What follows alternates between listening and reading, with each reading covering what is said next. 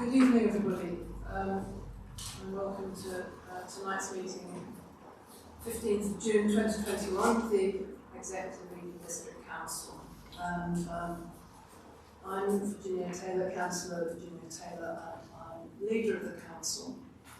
And it's last time, but I think nevertheless it's worth doing it. So, Councillor Tonkin, if you could start, and we'll come around this way. Hello, Councillor Tonkin. Do I declare an interest now or later? No, later. What's your portfolio? Oh, the service portfolio. Turn yourself off. So we're out of practice. Hello, I'm Judith Derbyshire. I've got the Housing and Health portfolio.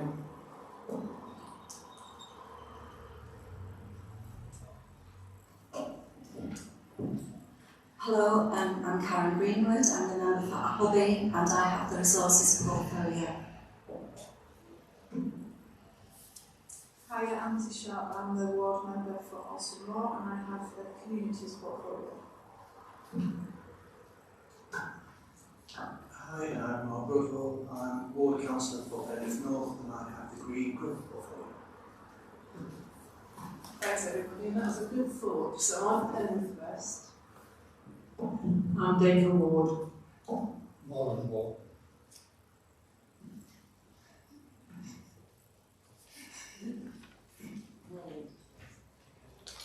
Thank you very much. Agenda item number 1 is apologies for absence, and Councillor Robinson has sent her apologies and are able to be with us tonight. Agenda item 2 is the minutes, and I'd like to propose that public minutes E/153/N20 to E/163/N20 of the meeting of the Executive held on the 18th of May 2021 be confirmed and approved by myself as a correct record of those proceedings. Does anyone, I think we all approve them, don't they? I think this is, yes. So does anyone have any corrections to make to those minutes? In that case, I just propose that we confirm and approve them, and maybe take a vote on that. Mike? Thank you. Agenda item 3, declarations of interest. And does anyone wish to make any declarations of the existence and nature of any private interests, both disclosable, pecuniary, and any other registrable interests in any matter to be considered or being considered? Councillor Tonkin, I believe you have. I would like to declare an interest in item 8. I am a long-time supporter of Penrith Football Club, a former player, and had an uncle who was a former president.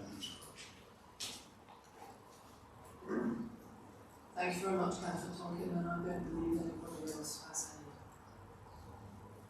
declarations to make.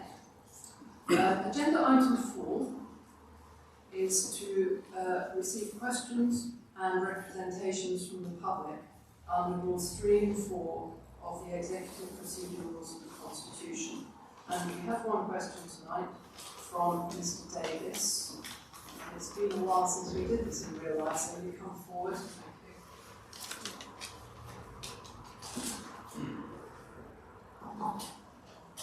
Thank you. My question to the leader is, can the leader detail the costs incurred by Eden Council to date on Reader House since the council purchased the building and it has stood unused by the council? Thank you for the question. So the costs incurred on Reader House since its purchase is £68,044, the majority of which is made up of business rates. Thank you. Give us supplementary. Thank you. Yeah, I just wonder whether the leader is actually within that amount that's just being quoted. I became aware that in April the council actually paid an amount of £8,859.88 on metered water charges. if the building is empty, could the leader maybe explain how that amount is being paid for water? Well, I believe that we have to pay for the unmetered water and other matters. So as I understand it, the water bill is a quarterly bill for the amount you mentioned, £88.5, and this is for metered water and unmetered water, surface band and highway drainage band 3. And we expect a credit note or partial refund on the next quarterly bill, as some of this amount we believe has been charged in error.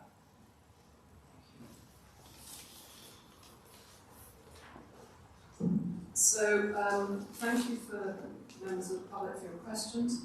And now we move on to agenda item 5, which is questions from members. And we receive these questions and recommendations from members under Rule 5 of the Executive Procedure Rules of the Constitution. And we have 2 questions tonight, both from Councillor Wicks. The first is to Councillor Sharp, and the second would have been to Councillor Robinson, but I'm going to take that one. So, Councillor Wicks, thank you. Thank you, Chair. It's noted that there's a proposal to fund 100,000 to Penrith Football Club. Can the leader or portfolio holder further explain the background to this preferential treatment for Penrith Football Club and how they plan to finance the 100,000? Thank you for your question, Councillor Wicks. The background to the proposed grant to Penrith Football Club is set out in the report on this agenda. It is planned that the grant funding is made from reserves through a supplementary estimate that will be subject to council approval. It should be recognised that as the council own the stadium and lease it to the club, that any improvements made to the stadium through the proposed grant represents an investment in our own asset and is not preferential. Thank you. Can I answer the supplementary? For those of you who don't know, I'm the commercial director for Brooks Myers and the Breton Football Club, which took through to the Premiership in Scotland.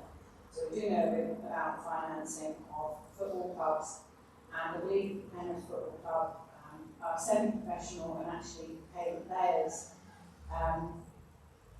With the council tax rise this year, increasing income into the council at 104,000, do we honestly think this is a good investment of the council tax rise? The two are virtually equivalent. And less than 5 years ago, for those that weren't on the council at the time, there was an assignment of the rent. It was written off for the football club. So it's an ongoing scenario financing Penrith Football Club. And is the portfolio holder aware of the marketing and income generation efforts being made at the club?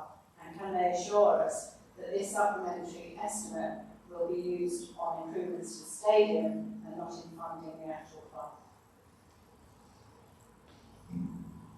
Yes, I can confirm it's to be used for the stadium itself and not for the club. I'm not going to comment on stuff in the past because I wasn't a councillor then, so I don't think that's appropriate for me to comment, but I can get back to you with some written parts to the rest of that question, if that's okay. Thank you. Can we ask the second question? Yes, please. Thanks. Can the exec give us an overview of their plans for the future of Penrith Tourist Information Centre? What is the annual running cost of the Tourist Information Centre, and within whose portfolio does this fall? Well, we've already discovered I'm standing in for Councillor Robinson, so it's in her portfolio. So that's the answer to one of your questions. And the options for how tourist information is provided in Penrith, these options are being considered, and this includes continuing direct delivery by the council. The annual budget for the Penrith TRC is £80,009, including staffing for 21-22, and this falls within the economy and enterprise portfolio. Can the leader and the executive administration of this council assure the people of Penrith that the Tourist Information Centre won't be shut?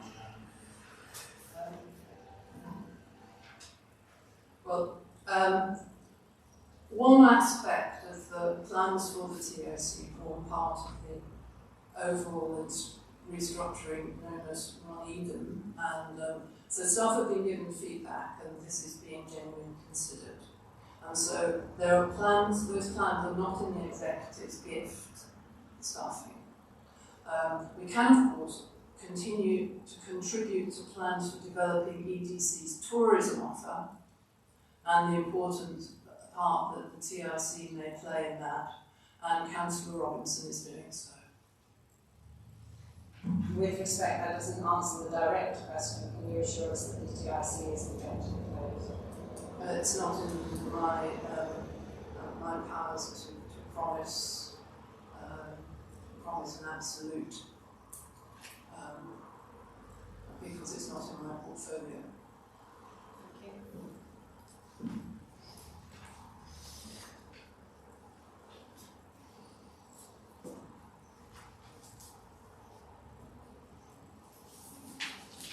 But I mean, I've just said it's all, the future of tourism is taken very seriously within the economic development portfolio, and the TRC is more than a part of that important offer. So moving on to agenda item 6, which is the corporate performance report for Q4, which is January to March 2021. And this is to consider this report from the Interim Director of Resources, which is attached, and it recommends that we merely note this report. So I'll just talk a little bit about what's in it. So the purpose of the report is to provide a summary of progress against the revised corporate performance targets for Q4, which is January to March 2021. And this summary is in 3 parts. Page 11 to 20 represents the key strategic objectives and milestones. On page 11 there's the summary of progress, so-called RAG ratings, red and green.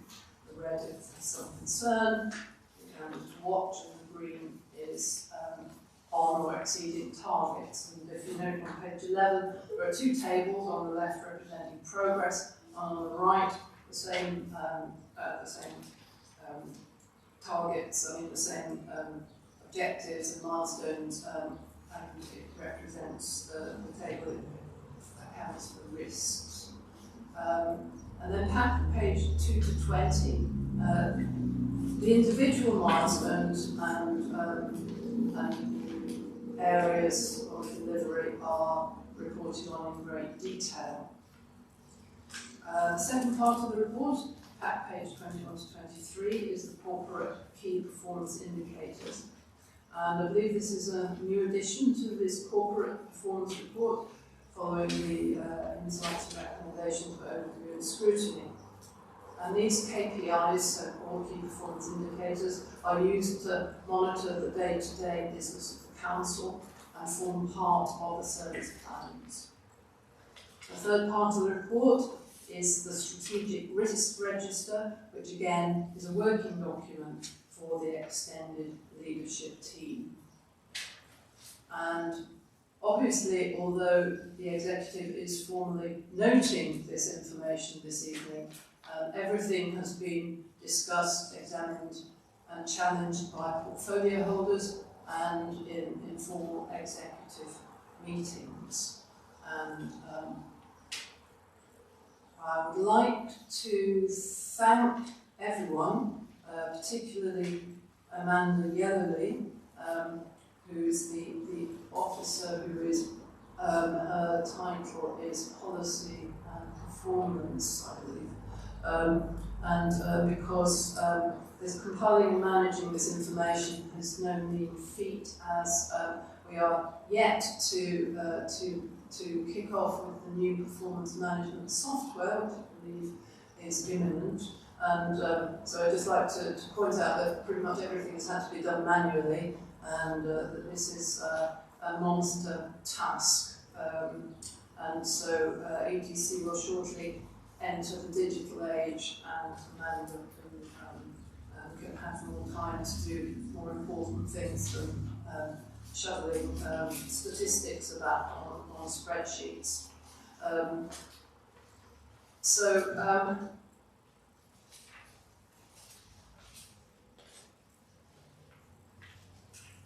I'm not going to go through the targets and so on in detail. So I am going to recommend the report, which will also go, you'll see that it will go to overview and scrutiny. We're recommending that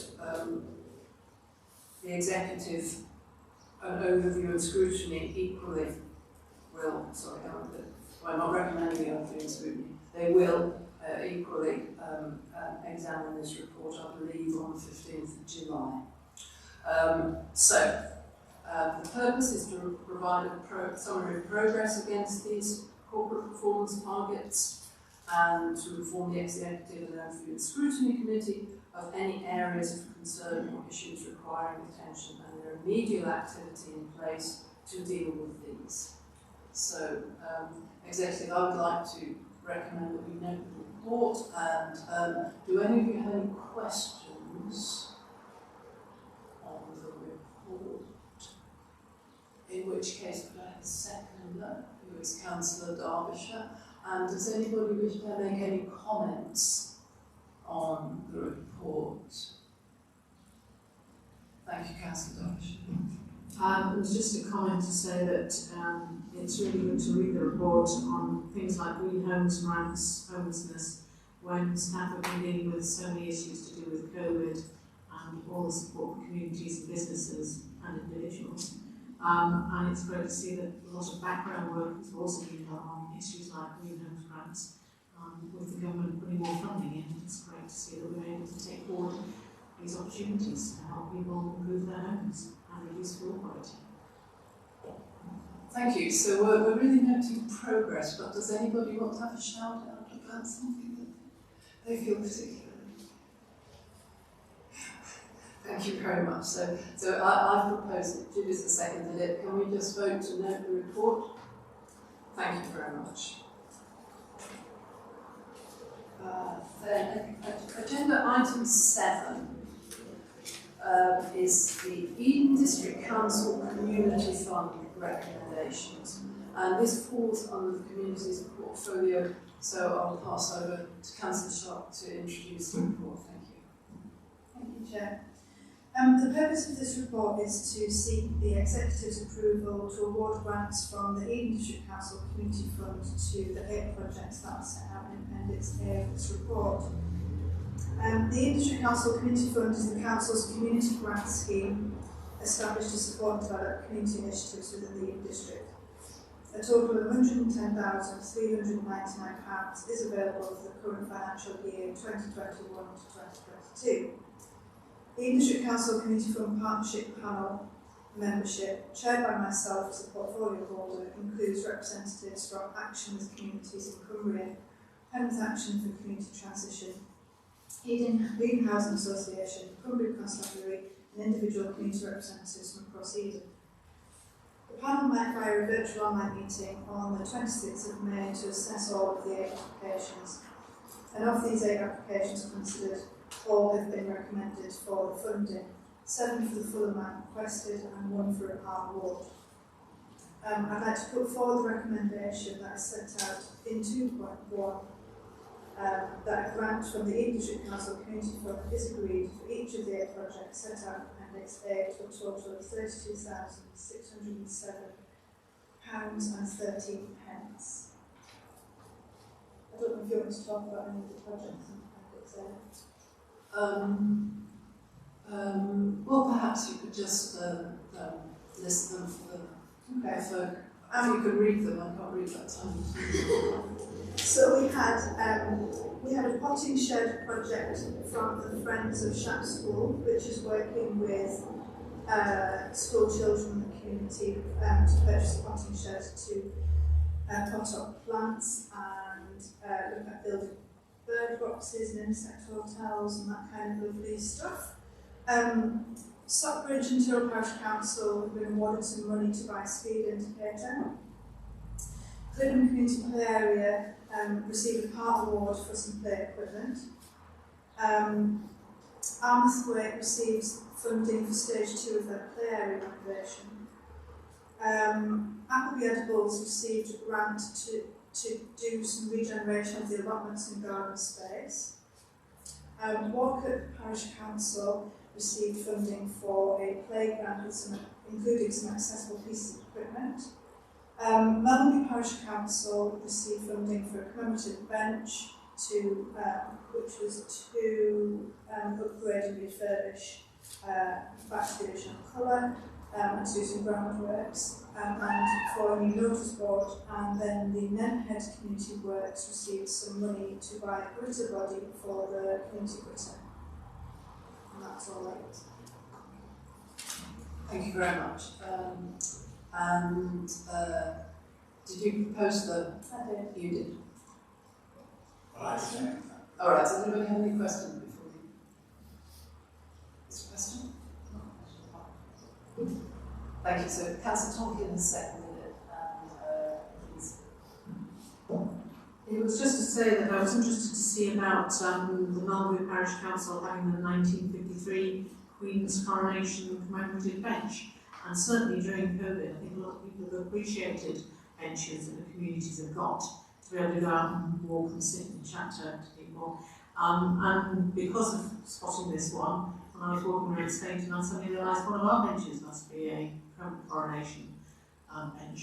So hopefully we can get something done with it. But it's just in a way encouraging parishes to go out and communities to go out and have a look at these benches, some of the lovely old metal ones, and see what they can do them up and appreciate the coronation celebration. Thank you. That's for our platinum. Any further comments? So, could we take a vote that we seek that we recommend that the grant from the community funds agreed for each of the 8 projects set out in Appendix A to a total of £32,617 and 13p. Thank you. So we have approved that unanimously. And agenda item 8. Support for Penrith Football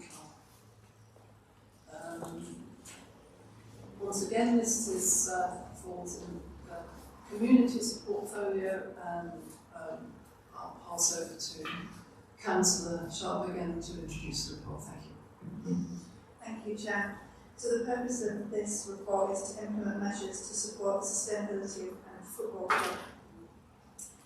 3.1 sets out the background, so I'm just going to work my way through that. So Penrith Football Club, the club, is an important part of the social and economic fabric of the town and the wider district. The club also plays a vital role in supporting and improving the health and well-being of local people through their activities. They currently operate a first team, academy and ladies senior teams, and in particular the junior section of the club has grown and is now approaching 350 players playing on a regular basis in age groups from under 10s through to the under 18 teams. There are a large number of coaches and helpers for each team, which all contributes to the community contribution the club makes to the local area. The club moved from their previous location in the centre of Penrith to council-owned land at Frenchfields to facilitate the development of New West. The council developed the new stadium and leases this to the club. The lease agreement between the club and the council was signed in June 2015. The duration of the lease is for 25 years from October the 1st, 2014, and the rent is £4,000 per annum. The club has struggled to generate enough revenue to operate and maintain the stadium and teams that operate from it, which has been exacerbated by the COVID pandemic. The council's rent contributes to this position and therefore impacts on the sustainability of the club. The club has also struggled to keep pace with the required maintenance of the stadium due to these financial pressures, resulting in the deterioration of parts of the asset, and the need for capital investment is also apparent. So 3.2, there is a proposal that's set out in 2 parts. So it's proposed that the council lease with the club be amended to a peppercorn rent and that the term of the lease is reset to 30 years, a duration required to facilitate external funding. As part of the revised agreement, the club will be required to submit an annual statement about their community engagement and their development activity. The second part of the proposal is that it is also proposed that an allocation of £100,000 is made in the capital programme for the club to use to address immediate capital maintenance issues and to use as much funding for other grant funding to improve the infrastructure at the club and support the club to be more financially sustainable. The council would forego the £4,000 revenue per annum in rental income, which would have a minimal impact on the council's revenue portion, whilst improving the club's ability to continue and expand its positive contribution to the community. And a supplementary estimate of £100,000 is required to be made in the capital programme, which will be funded from reserves, and that's just in the financial resources section 6.1. The legal part in 6.2 is a revised lease will be required to be drawn up to reflect the recommendation 2.1a of this report at front. So I'd like to recommend in 2.1 that the executive approve A, that the lease with Penrith Football Club is modified to a peppercorn basis and the term reset to 30 years. And B, that a supplementary estimate of £100,000 is made in the capital programme as grant to the Penrith Football Club for funding investment in infrastructure. Thank you very much. Could I just ask before we proceed, Councillor Wicks, if Mr. Sutton could just explain the sort of governance of this money, which isn't entirely clear from the report. Yeah, thank you, Chair. Because it's a supplementary estimate, it wasn't included in the budget when the budget was set in February, so it will still need approval by full council. So there will be a report to the next full council, which asks for the money to be put into the budget.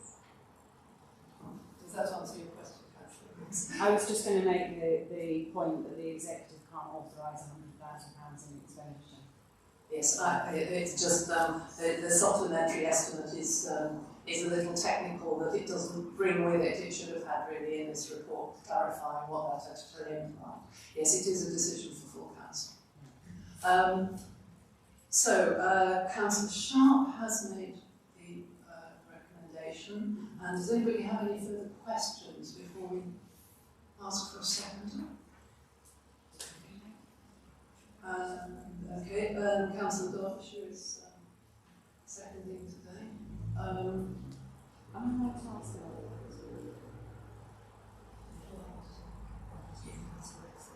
Yes, please.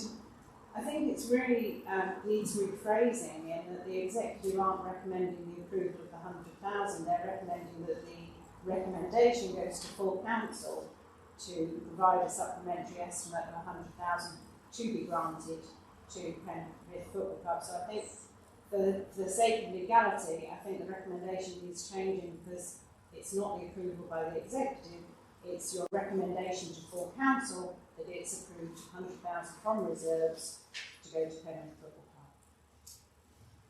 Club. Yeah, through Chair, we can change the recommendation. The term supplementary estimate is that it's supplementary in that, and so within the Constitution, the supplementary estimate always has to go to council, but we can rephrase the recommendations. I'd like us to sort of rephrase it now, though, because we can't vote on something if we're not quite sure what it is. So could somebody draw that up for us?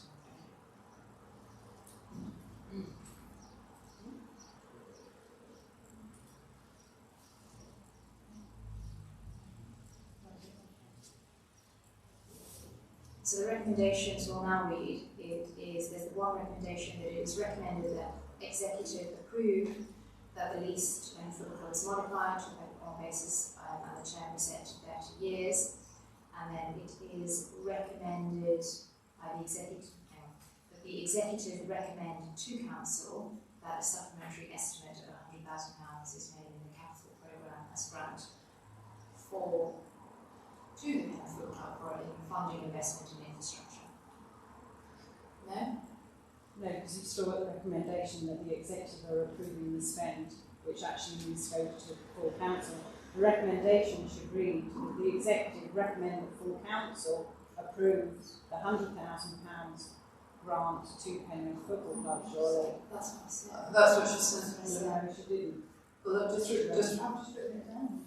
yes. She wrote. So I think it's the The executive. first part of your The executive recommend to council that a supplementary estimate of £100,000 is made. The first part is what you said. So it would be that executive recommend to council that a supplementary estimate. Yeah, that bit was fine, but the first bit was that the executive were approving this. Apologies, Debbie, I was reading the top bit of the script. Sorry, my apologies, and then I changed it. So it will read that the executive recommend to council that a supplementary estimate of £100,000 is either made or approved, whichever is more acceptable, in the capital programme as grant for the club. Okay. Sorry, I didn't realise you read the old one before you. Apologies. Okay. So I'm not really happy with made or approved, whichever, which. I know which one. Made. Approved. Thank you. So that is everybody clear? So we're recommending to council the supplementary estimate of £100,000 is approved in the capital programme as well to Penrith Football Club for funding investment in infrastructure. That is the recommendation. It has been re-seconded in its new form. And does anybody have anything that they wish to add to debate? So I'm pleased that we have got this far, and I'm sure that we will be able to go the full 100 miles or whatever it is, full 10 yards. What is it? We don't have that in football, do we? We have 9 years. 9 years. All right. Okay. Could we take a vote on this that we approve? Thank you very much. And Councillor Tonkin cannot vote. Thank you very much. So, agenda item 9 is any other items which I decide are urgent. I don't decide any are urgent. Agenda item 10, the date of the next scheduled meeting, and I confirm that the next scheduled meeting of the Executive will be held at 1800 on Tuesday the 20th of July 2021. So thank you everybody for attending, and